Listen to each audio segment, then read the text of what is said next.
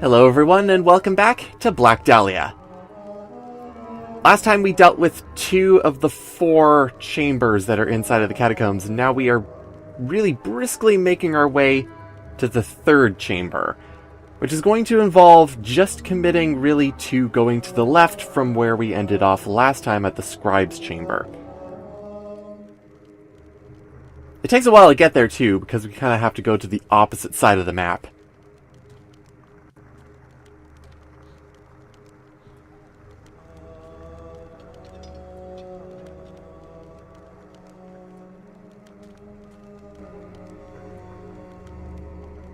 Alright. Chamber is a little bit... It feels a little bit more narrow, just because the sarcophagus is really close to us. I would love to be able to zoom in on that picture, but unfortunately I just can't do that.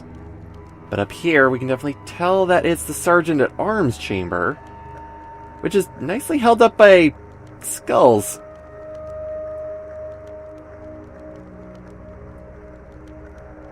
Nice little set dressing for that. Like, it's all over the place, too. It's over on the left side as well. Not entirely really sure what it has, but then again, I don't know if it has any sort of important information to what the area really has. Ah! Don't really want to die in agony, do you? Might as well be relaxed like this guy. Missing his lower jaw.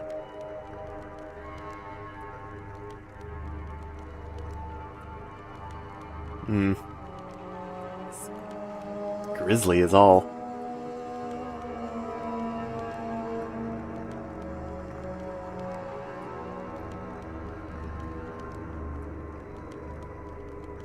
Yeah, here's a skull. Actually, there's a skull on the other end for the rest of the draping of the checker pattern. Even more guys in here. And a lot of offerings specifically of weapons to the Sergeant-at-Arms. Not that it's really much use to us.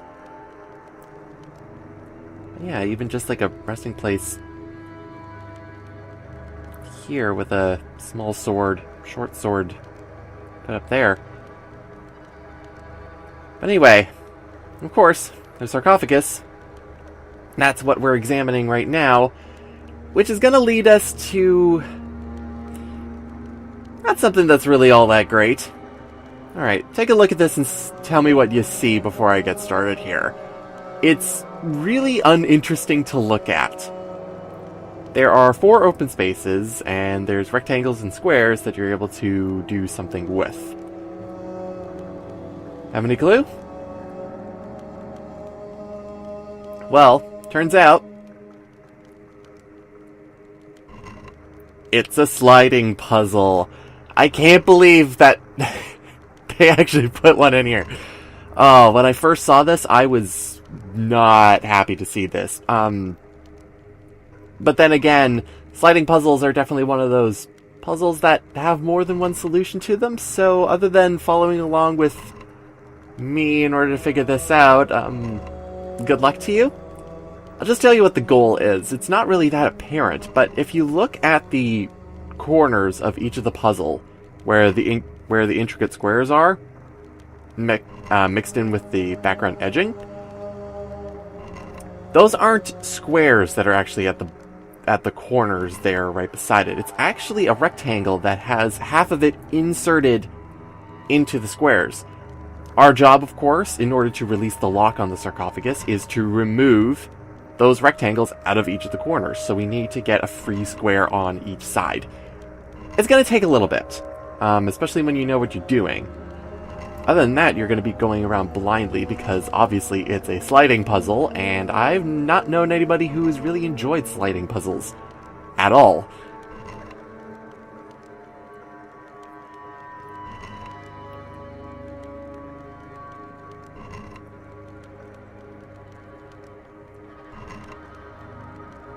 I think what also kills me with it, like I mentioned before, is that it's really uninteresting to look at. It's just a lot of dark shadow tones because of where we are, versus just like uninteresting stones and whatnot, and not a whole lot of design, not a lot of aesthetic aesthetically pleasing things to look at.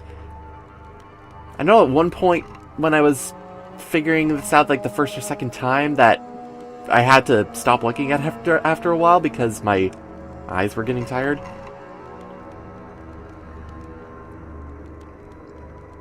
Now, yeah, I think I should just be able to do the bottom half there, so that's all good. And now I can work on the top half. Oh boy.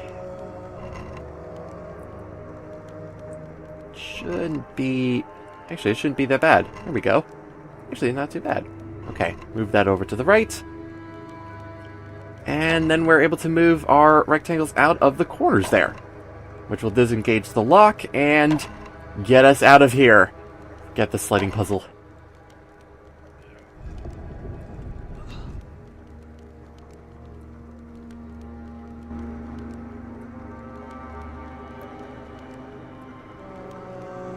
Even has his helm. But there's our runes in order to collect. Sergeant at Arms.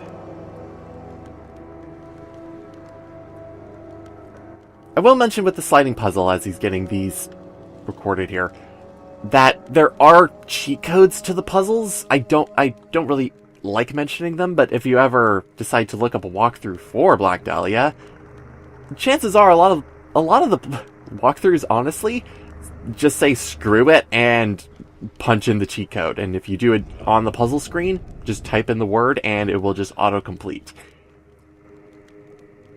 It makes a lot of the walkthroughs really, like, not helpful with the puzzles. Just because it doesn't really help you in terms of the understanding the logic behind any of them.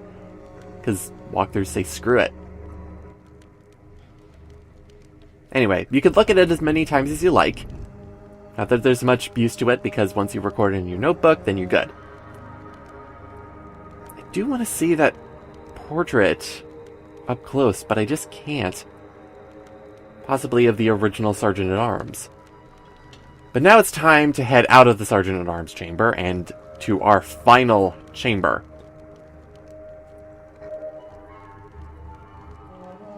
So from here, the roadmap looks kind of like this. From the Sergeant at Arms chamber, you're actually going to be going and committing to the left again. Based on this kind of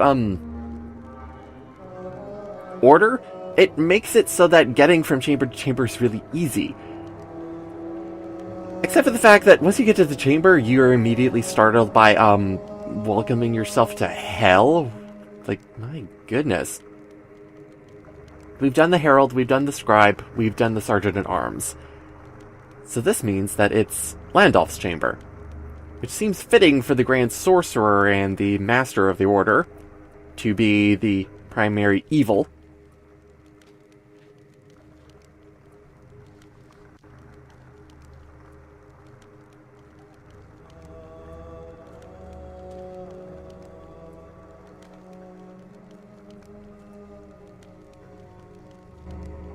I've noticed some people kind of really pushing on the Indiana Jones vibe, especially in this chamber, and I agree with them. This definitely feels out of place, especially here, where our next puzzle resides. But the sarcophagus is up there. There's actually a bunch of entryways into this place, probably not usable anymore. But anyway, let's go.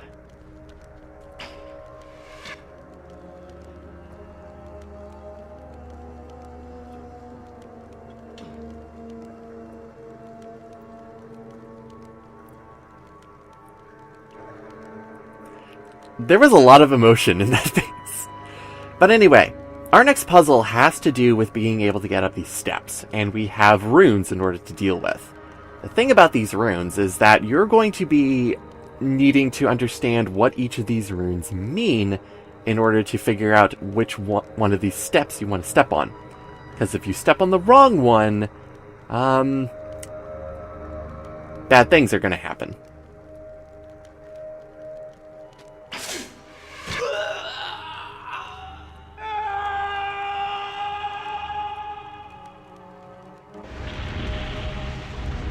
Welcome to hell below. And yeah, you will die here.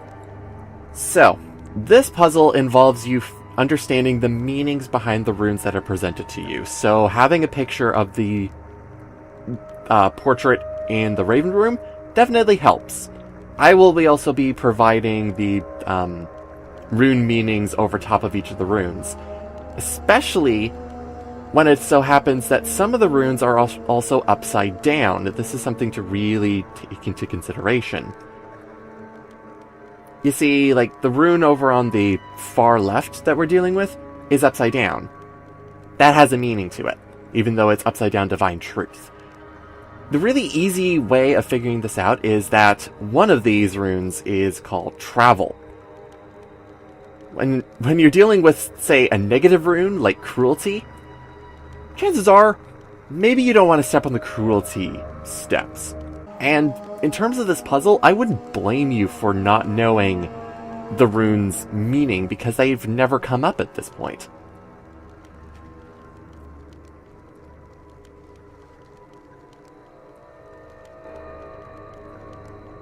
So now we have the next step.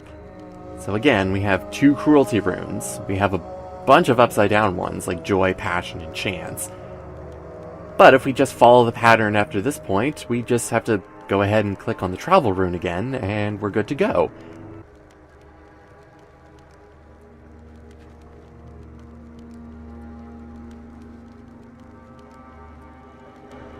As this suspenseful cutscene plays. This one, however, is the step that kind of trips up a little bit.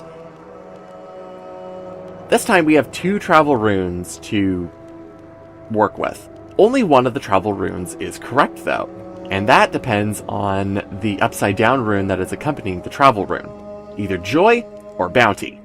I'm thinking joy is a little bit more freedom-based than bounty. It shows your good intentions for trying to reach Landolf's sarcophagus, anyways. Hardship this time is actually right set up. But then again, the combination of hardship and cruelty definitely knows that you should not be stepping on that step. So this time, gotta continue on with the travel runes. Even though we have a lack of strength doing so, I don't know if there's really a meaning towards the upside down runes on their own, because aside from here, they have no purpose afterwards. What I'm guessing with this line of steps is that the one right over there is supposed to be the heritage rune, our actual cursor. Because there is another rune that is used, but is not considered one of the 24. And it kind of looks like it, but I think it's supposed to be what our cursor is. Anyway, we don't even have to deal with it. That's really just more of my soapbox.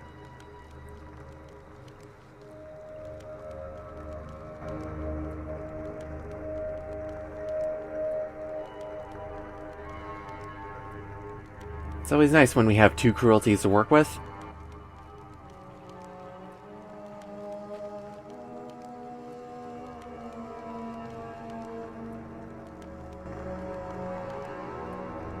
Alright, and the final step. Lack of protection, but we can still travel towards Landolf himself.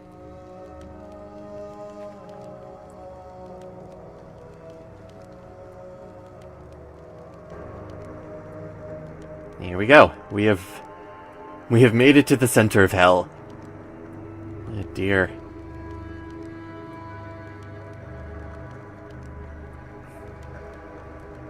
I don't know. It seems completely out of character for something like this to be underneath Austria of all places. Not a lot kind of here that hasn't been, well, the pottery's still around there. I have a feeling this place is not going to be around for very much longer if it just so happens that there is some sort of underground eruption that is going to happen underneath Austria of all places. That tomb, if it's what I think it is, it holds the remains of Landolf of Capua. Sweet Jesus, this place is giving me the creeps. what we see before us is the original Landolf. Alright, let's take a look, I guess. Yep, there's the crest. And there are our runes that we need to get. Nice and easily presented to us, too.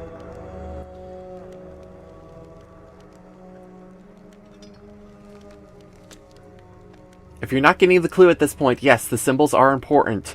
You better be sure of it. We're not getting all of these runes now just to kind of shy away from them.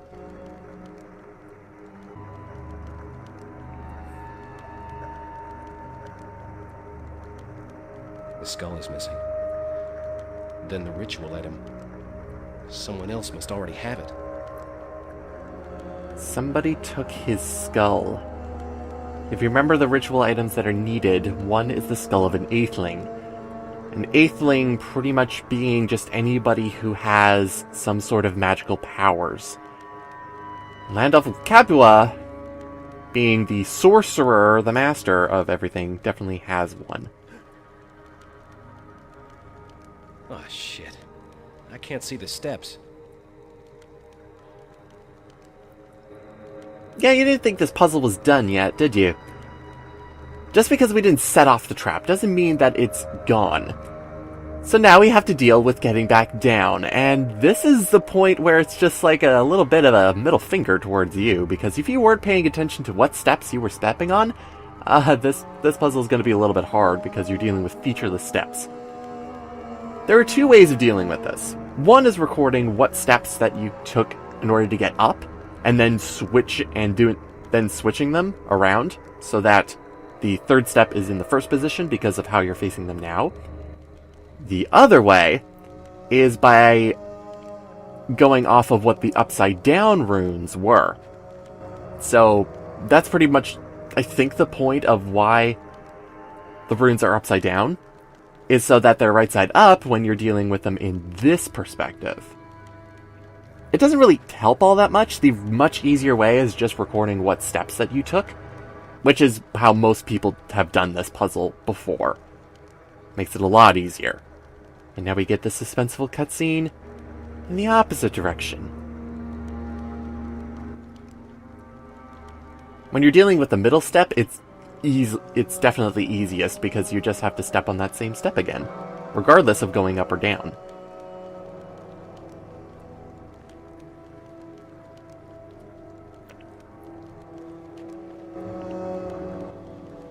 So the step puzzle overall is definitely one that's going to trip you up, and is purposely going to trip you up with this second run through. Honestly, I don't mind it all that much, just because I overanalyze everything and try to get as much information as possible. So if you're someone who does not get a lot of information, or decides to realize that some things that are examinable are not that important, that puzzle is going to be really hard for you. Then again, you can look up a walkthrough and they'll tell you what numbers to step on. Anyway, that's the last of the chambers, which means that our next goal is actually to head back to the main chamber and see what we have to do with all of the information that we just got. In order to get back to the main chamber from where we are, I think we're going to be doing some crisscrosses, so we have to go from left, right, until we actually head back to the main chamber. Lucky for us, after we do this, we're done in the catacombs. We don't need to venture out anymore.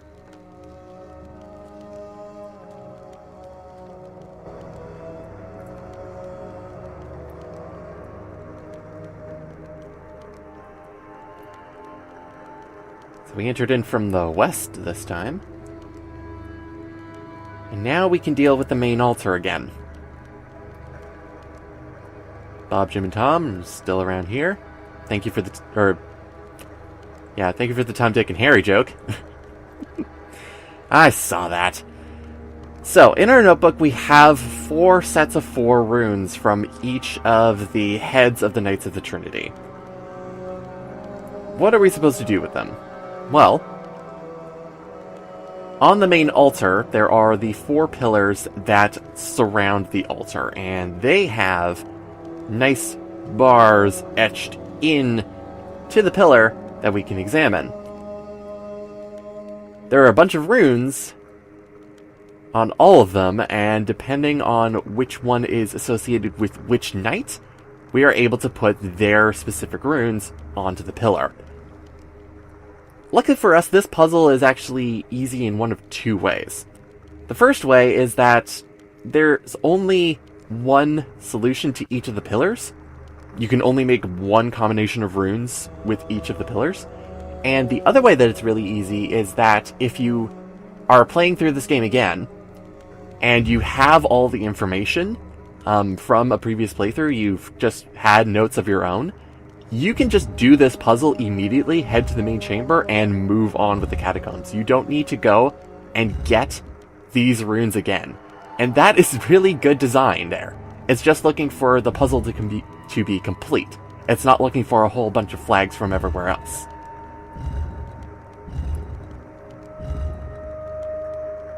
So there, we can put in that one.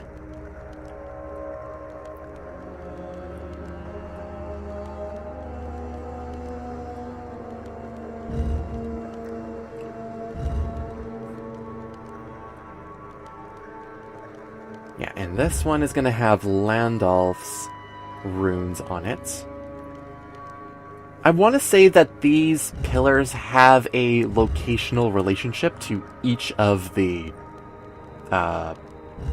chambers of each of the knights.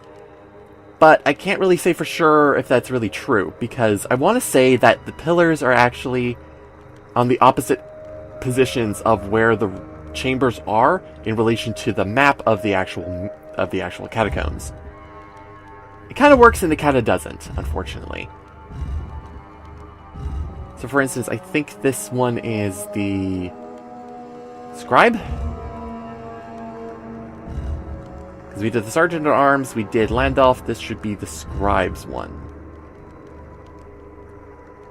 the one with the tiles in the pool. That one, and there. All right. Yeah, okay. Yeah, it's that one. Now we have the Herald. The Herald is where this puzzle actually gets a little bit changed up. Because if we look back at the notes, it says that the runes were written on the ceiling above the Herald sarcophagus, but they are a little bit different. You might notice that the R and the Cruelty rune are backwards. The reason is because we were recording these runes down because they were reflected at us from the ceiling, so we got a mirror reflection. So before we can actually do anything with the Herald runes, we need to make sure that they are mirror flipped again, so that instead of the Era rune, or the T rune, I believe, starts us off, it's actually the R rune that starts us off, or travel. And then we can put it in.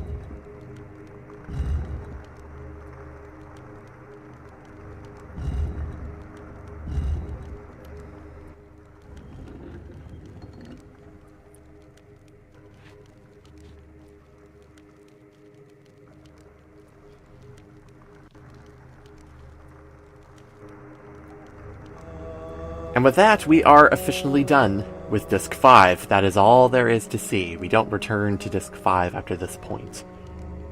But instead of heading back to Disc 6, we jump all the way to Disc 7. Don't worry, there's a lot more with Disc 6 that we're going to be doing, but not at this point. But with this, we have found secret passage beyond the main altar, which is going to lead us somewhere that is going to be the place where we're going to be spending the next bulk of the video, with a very specific puzzle, as well as a lot of story is going to happen all at once. So hopefully I'll see you next time, everyone, as we enter Disc 7 and get a lot of stuff going on. See you next time, everyone.